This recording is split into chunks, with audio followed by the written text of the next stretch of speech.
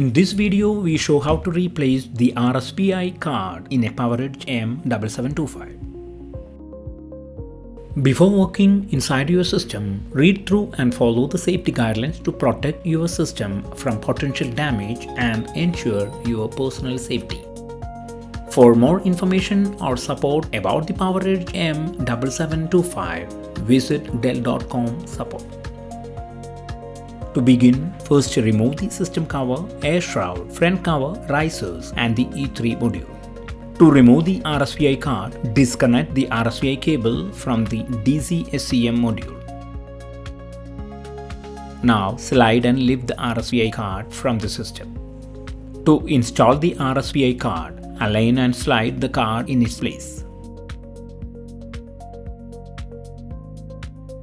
Then reconnect the rSPI cable on the DC SCM module.